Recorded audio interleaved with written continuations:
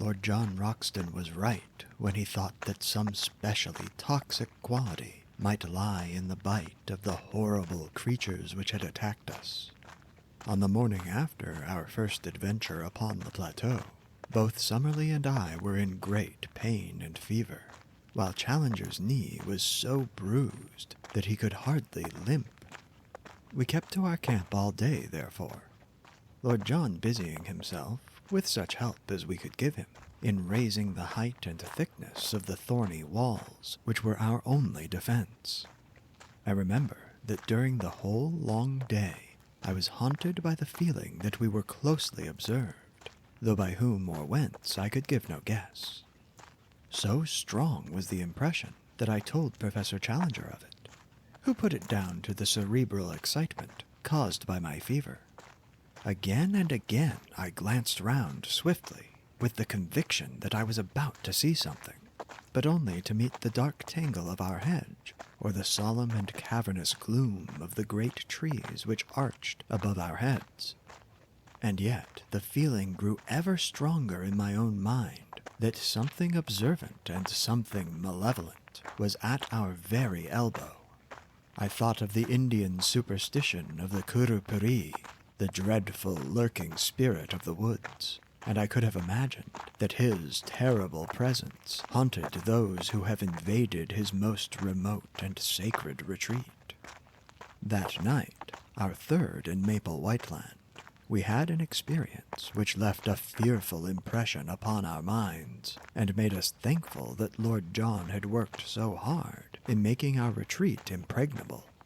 We were all sleeping round our dying fire, when we were aroused, or rather I should say shot out of our slumber, by a succession of the most frightful cries and screams to which I have ever listened.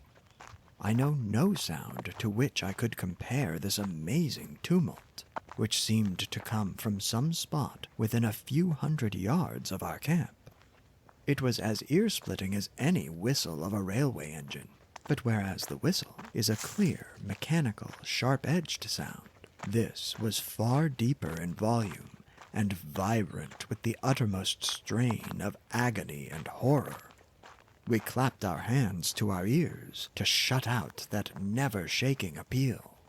A cold sweat broke out over my body, and my heart turned sick at the misery of it.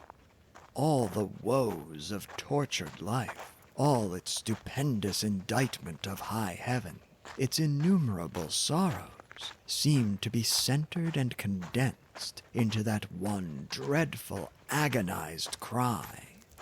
And then, under this high-pitched, ringing sound, there was another, more intermittent, a low, deep-chested laugh, a growling, throaty gurgle of merriment, which formed a grotesque accompaniment to the shriek with which it was blended. For 3 or 4 minutes on end, the fearsome duet continued, while all the foliage rustled with the rising of startled birds. Then it shut off as suddenly as it began. For a long time we sat in horrified silence. Then Lord John threw a bundle of twigs upon the fire, and their red glare lit up the intent faces of my companions and flickered over the great boughs above our heads. "What was it?" I whispered. "We shall know in the morning," said Lord John. "It was close to us, not farther than the glade." "We have been privileged to overhear a prehistoric tragedy, the sort of drama which occurred among the reeds upon the border of some Jurassic lagoon, when the greater dragon pinned the lesser among the slime," said Challenger, with more solemnity than I had ever heard in his voice. "It was surely well for man that he came late in the order of creation. There were powers abroad in earlier days which no courage and no mechanism of his could have met. What could his sling, his throwing stick, or his arrow avail him against such forces as have been loose tonight? Even with a modern rifle, it would be all odds on the monster." "I think I should back my little friend," said Lord John, caressing his express. "But the beast would certainly have a good sporting chance." Summerlee raised his hand. "Hush," he cried. "Surely I hear something." From the utter silence there emerged a deep, regular pat-pat. It was the tread of some animal, the rhythm of soft but heavy pads placed cautiously upon the ground. It stole slowly round the camp, and then halted near our gateway. There was a low, sibilant rise and fall, the breathing of the creature. Only our feeble hedge separated us from this horror of the night. Each of us had seized his rifle, and Lord John had pulled out a small bush to make an embrasure in the hedge. "By George," he whispered, "I think I can see it." I stooped and peered over his shoulder through the gap. Yes, I could see it too. In the deep shadow of the tree, there was a deeper shadow yet, black, inchoate, vague, a crouching form full of savage vigor and menace. It was no higher than a horse, but the dim outline suggested vast bulk and strength. That hissing pant, as regular and full-volumed as the exhaust of an engine, spoke of a monstrous organism. Once, as it moved, I thought I saw the glint of two terrible greenish eyes. There was an uneasy rustling, as if it were crawling slowly forward. "I believe it is going to spring," said I, cocking my rifle. "Don't fire, don't fire," whispered Lord John. "The crash of a gun in this silent night would be heard for miles. Keep it as a last card." "If it gets over the hedge, we're done," said Summerlee, and his voice crackled into a nervous laugh as he spoke. "No, it must not get over," cried Lord John, "but hold your fire to the last. Perhaps I can make something of the fellow. I'll chance it anyhow." It was as brave an act as ever I saw a man do. He stooped to the fire, picked up a blazing branch, and slipped in an instant through a sallyport which he had made in our gateway. The thing moved forward with a dreadful snarl. Lord John never hesitated, but, running towards it with a quick, light step, he dashed the flaming wood into the brute's face. For one moment I had a vision of a horrible mask, like a giant toad's, of a warty, leprous skin, and of a loose mouth all beslobbered with fresh blood. The next there was a crash in the underwood, and our dreadful visitor was gone. "I thought he wouldn't face the fire," said Lord John, laughing, as he came back and threw his branch among the faggots. "You should not have taken such a risk," we all cried. "There was nothing else to be done. If he had got among us, we should have shot each other in trying to down him. On the other hand, if we had fired through the hedge and wounded him, he would soon have been on the top of us, to say nothing of giving ourselves away. On the whole, I think that we are jolly well out of it. What was he, then?" Our learned men looked at each other with some hesitation. "Personally, I am unable to classify the creature with any certainty," said Summerlee, lighting his pipe from the fire. "In refusing to commit yourself, you are but showing a proper scientific reserve," said Challenger, with massive condescension. "I am not myself prepared to go farther than to say in general terms that we have almost certainly been in contact tonight with some form of carnivorous dinosaur. I have already expressed my anticipation that something of the sort might exist upon this plateau." "We have to bear in mind," remarked Summerlee, "that there are many prehistoric forms which have never come down to us. It would be rash to suppose that we can give a name to all that we are likely to meet." "Exactly. A rough classification may be the best that we can attempt. Tomorrow some further evidence may help us to an identification. Meantime, we can only renew our interrupted slumbers." "But not without a sentinel," said Lord John with decision.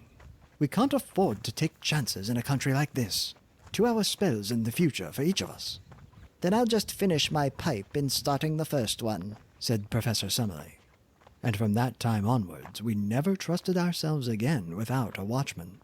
In the morning it was not long before we discovered the source of the hideous uproar which had aroused us in the night. The iguanodon glade was the scene of a horrible butchery.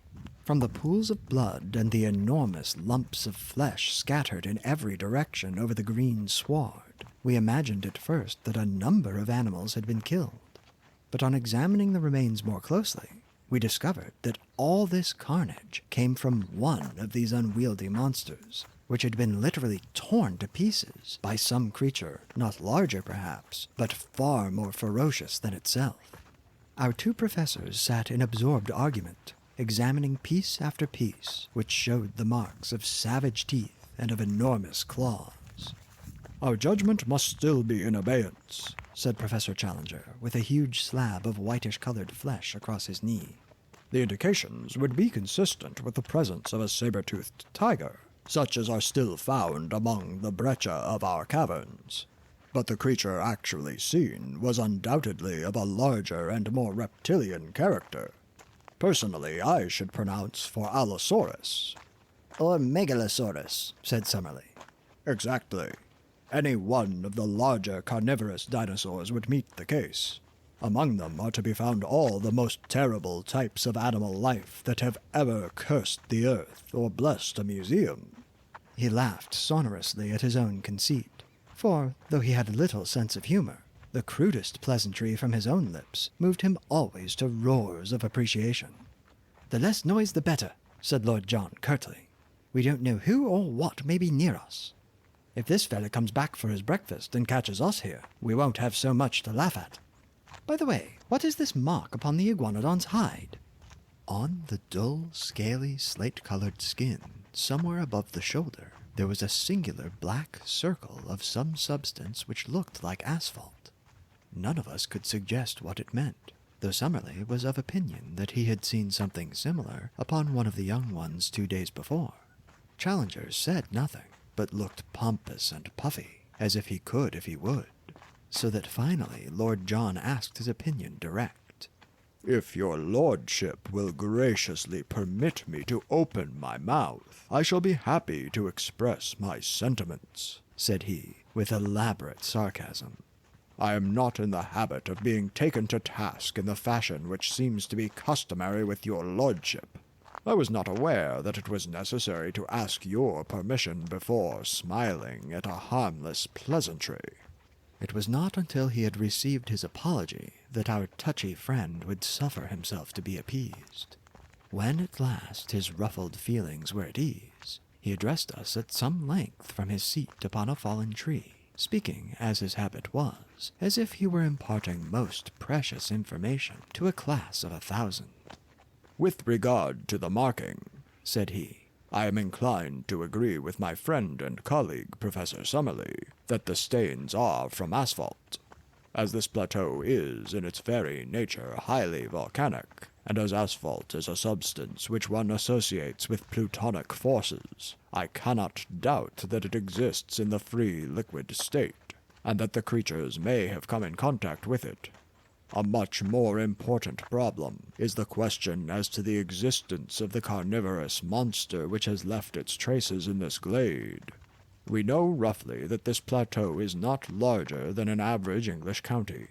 Within this confined space, a certain number of creatures, mostly types which have passed away in the world below, have lived together for innumerable years. Now it is very clear to me that in so long a period one would have expected that the carnivorous creatures, multiplying unchecked, would have exhausted their food supply and have been compelled to either modify their flesh-eating habits or die of hunger. This, we see, has not been so. We can only imagine, therefore, that the balance of nature is preserved by some check which limits the numbers of these ferocious creatures. One of the many interesting problems, therefore, which await our solution, is to discover what that check may be, and how it operates. I venture to trust that we may have some future opportunity for the closer study of the carnivorous dinosaurs." "And I venture to trust that we may not," I observed. The professor only raised his great eyebrows, as the schoolmaster meets the irrelevant observation of the naughty boy. "Perhaps Professor Summerlee may have an observation to make," he said. And the two savants ascended together into some rarefied scientific atmosphere, where the possibilities of a modification of the birth rate were weighed against the decline of the food supply as a check in the struggle for existence.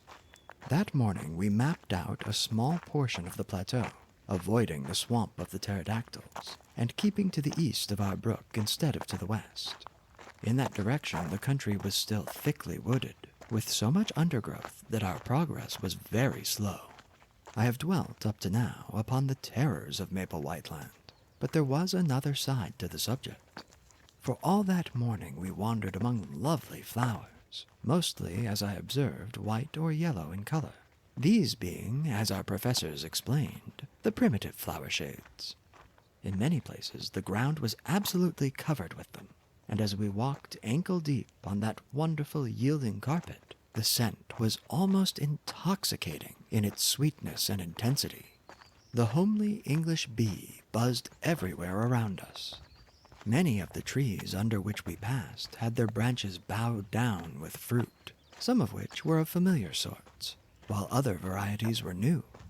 By observing which of them were pecked by the birds, we avoided all danger of poison and added a delicious variety to our food reserve.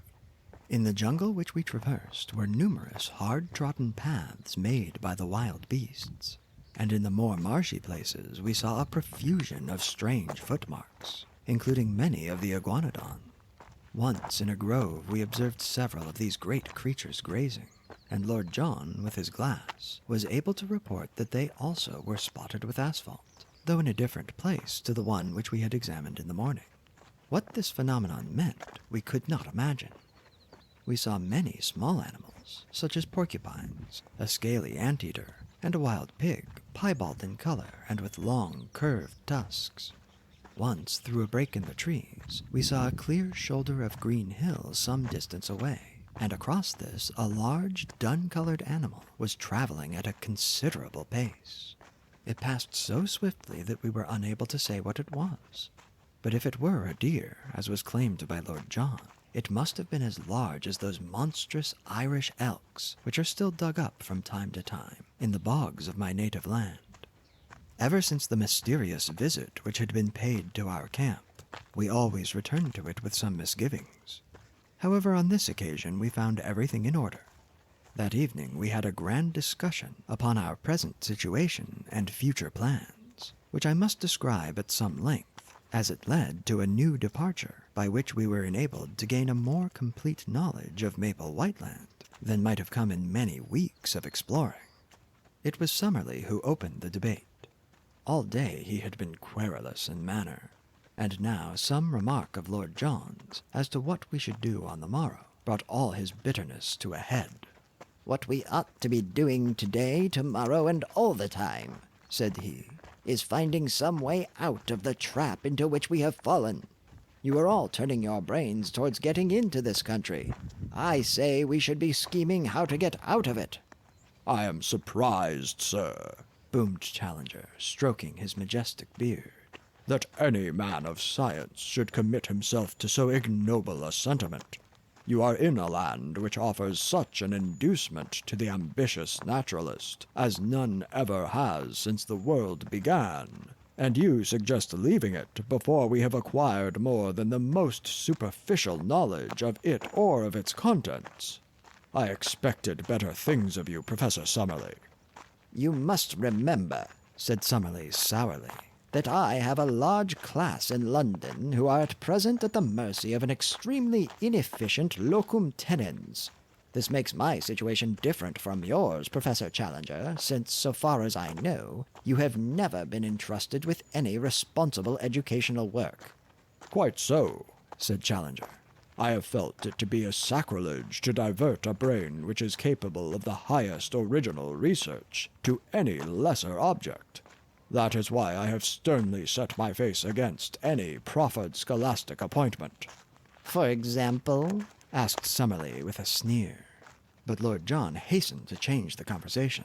"I must say," said he, "that I think it would be a mighty poor thing to go back to London before I know a great deal more of this place than I do at present. I could never dare to walk into the back office of my paper and face old McArdle," said I. "You will excuse the frankness of this report, will you not, sir? He'd never forgive me for leaving such unexhausted copy behind me. Besides, so far as I can see, it is not worth discussing, since we can't get down even if we wanted." Our young friend makes up for many obvious mental lacunae by some measure of primitive common sense, remarked Challenger. The interests of his deplorable profession are immaterial to us. But, as he observes, we cannot get down in any case, so it is a waste of energy to discuss it. It is a waste of energy to do anything else, growled Summerlee from behind his pipe. Let me remind you that we came here upon a perfectly definite mission, entrusted to us at the meeting of the Zoological Institute of London. That mission was to test the truth of Professor Challenger's statements. Those statements, as I am bound to admit, we are now in a position to endorse. Our ostensible work is therefore done. As to the detail which remains to be worked out upon this plateau, it is so enormous that only a large expedition with a very special equipment could hope to cope with it. Should we attempt to do so ourselves, the only possible result must be that we shall never return with the important contribution to science which we have already gained. Professor Challenger has devised means for getting us on to this plateau when it appeared to be inaccessible. I think that we should now call upon him to use the same ingenuity in getting us back to the world from which we came. I confess that as Summerlee stated his view, it struck me as altogether reasonable. Even Challenger was affected by the consideration that his enemies would never stand confuted if the confirmation of his statements should never reach those who had doubted them. The problem of the descent is at first sight a formidable one, said he, and yet I cannot doubt that the intellect can solve it. I am prepared to agree with our colleague that a protracted stay in Maple Whiteland is at present inadvisable, and that the question of our return will soon have to be faced. I absolutely refuse to leave, however, until we have made at least a superficial examination of this country, and are able to take back with us something in the nature of a chart. Professor Summerlee gave a snort of impatience. We have spent 2 long days in exploration, said he, and we are no wiser as to the actual geography of the place than when we started. It is clear that it is all thickly wooded, and it would take months to penetrate it and to learn the relations of one part to another. If there were some central peak, it would be different, but it all slopes downward so far as we can see. The farther we go, the less likely it is that we shall get any general view. It was at that moment that I had an inspiration. My eyes chanced to light upon the enormous gnarled trunk of the ginkgo tree which cast its huge branches over us. Surely, if its bole exceeded that of all the others, its height must do the same. If the rim of the plateau was indeed the highest point, then why should this mighty tree not prove to be a watchtower which commanded the whole country? Now, ever since I ran wild as a lad in Ireland, I have been a bold and skilled tree climber. My comrades might be masters on the rocks, but I knew that I would be supreme among those branches. Could I only get my legs onto the lowest of the giant offshoots, then it would be strange indeed if I could not make my way to the top. My comrades were delighted at my idea. Our young friend, said Challenger, bunching up the red apples of his cheeks, is capable of acrobatic exertions which would be impossible to a man of a more solid, though possibly of a more commanding appearance. I applaud his resolution. By George, young fellow, you've put your hand on it, said Lord John, clapping me on the back. How we never came to think of it before, I can't imagine. There's not more than an hour of daylight left, but if you take your notebook, you may be able to get some rough sketch of the place. If we put these 3 ammunition cases under the branch, I will soon hoist you onto it. He stood on the boxes while I faced the trunk, and was gently raising me when Challenger sprang forward and gave me such a thrust with his huge hand that he fairly shot me into the tree. With both arms clasping the branch, I scrambled hard with my feet until I had worked first my body and then my knees onto it. There were 3 excellent offshoots, like huge rungs of a ladder, above my head, and a tangle of convenient branches beyond, so that I clambered onwards with such speed that I soon lost sight of the ground, and had nothing but foliage beneath me. Now and then I encountered a check, and once I had to shin up a creeper for 8 or 10 feet, but I made excellent progress, and the booming of Challenger's voice seemed to be a great distance beneath me. The tree was, however, enormous, and looking upwards, I could see no thinning of the leaves above my head. There was some thick, bush-like clump, which seemed to be a parasite, upon a branch up which I was swarming.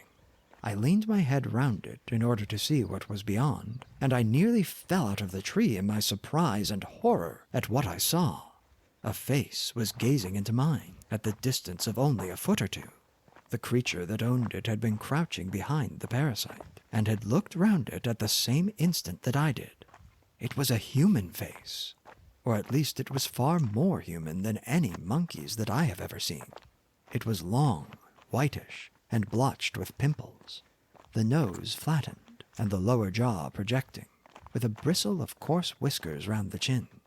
The eyes, which were under thick and heavy brows, were bestial and ferocious, and as it opened its mouth to snarl what sounded like a curse at me, I observed that it had curved, sharp canine teeth. For an instant I read hatred and menace in the evil eyes. Then, as quick as a flash, came an expression of overpowering fear. There was a crash of broken boughs as it dived wildly down into the tangle of green. I caught a glimpse of a hairy body like that of a reddish pig, and then it was gone, amid a swirl of leaves and branches. "What's the matter?" shouted Roxton from below. "Anything wrong with you?"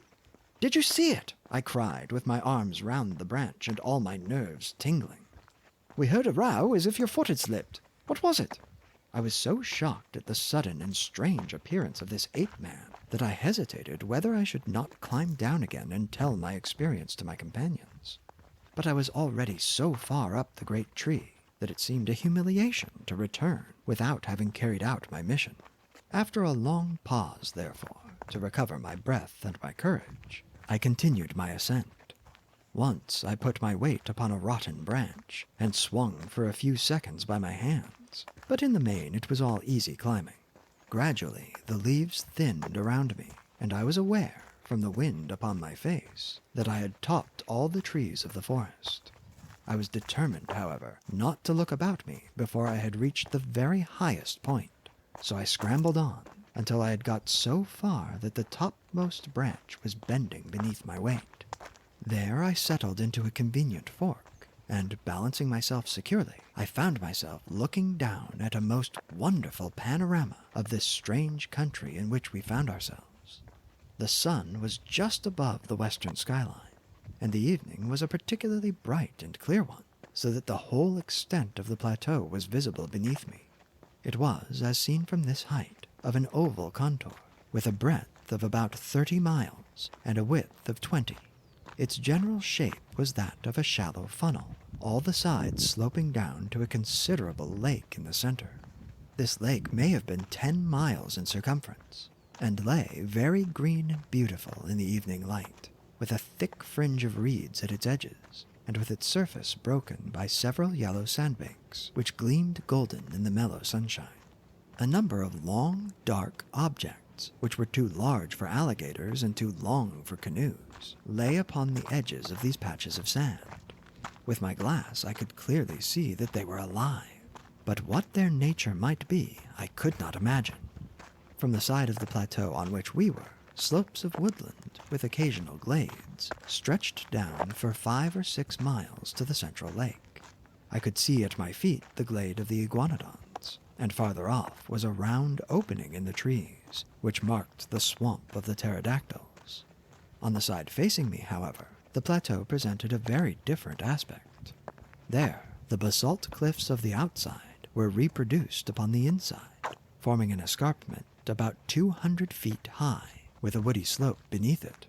Along the base of these red cliffs, some distance above the ground, I could see a number of dark holes through the glass, which I conjectured to be the mouths of the caves. At the opening of one of these, something white was shimmering, but I was unable to make out what it was. I sat charting the country until the sun had set and it was so dark that I could no longer distinguish details. Then I climbed down to my companions, waiting for me so eagerly at the bottom of the great tree. For once I was the hero of the expedition. Alone I had thought of it, and alone I had done it. And here was the chart which would save us a month's blind groping among unknown dangers. Each of them shook me solemnly by the hand, but before they discussed the details of my map, I had to tell them of my encounter with the ape-man among the branches. He has been there all the time, said I. How do you know that? Asked Lord John. Because I have never been without that feeling that something malevolent was watching us. I mentioned it to you, Professor Challenger. Our young friend certainly said something of the kind. He is also the one among us who is endowed with that Celtic temperament, which would make him sensitive to such impressions. The whole theory of telepathy, began Summerlee, filling his pipe, is too vast to be now discussed, said Challenger with decision. Tell me now, he added, with the air of a bishop addressing a Sunday school. Did you happen to observe whether the creature could cross its thumb over its palm? No, indeed. Had it a tail? No. Was the foot prehensile? I do not think it could have made off so fast among the branches if it could not get a grip with its feet. In South America there are, if my memory serves me. You will check the observation, Professor Summerlee. Some 36 species of monkeys, but the anthropoid ape is unknown. It is clear, however, that he exists in this country, and that he is not the hairy, gorilla-like variety, which is never seen out of Africa or the East. I was inclined to interpolate, as I looked at him, that I had seen his first cousin in Kensington. This is a whiskered and colorless type, the latter characteristic pointing to the fact that he spends his days in arboreal seclusion. The question which we have to face is whether he approaches more closely to the ape or to the man. In the latter case, he may well approximate to what the vulgar have called the missing link. The solution of this problem is our immediate duty. It is nothing of the sort, said Summerlee abruptly. Now that, through the intelligence and activity of Mr. Malone, I cannot help quoting the words, we have got our chart, our one and only immediate duty is to get ourselves safe and sound out of this awful place. The flesh pots of civilization, groaned Challenger. The ink pots of civilization, sir. It is our task to put on record what we have seen, and to leave the further exploration to others. You all agreed as much before Mr. Malone got us the chart.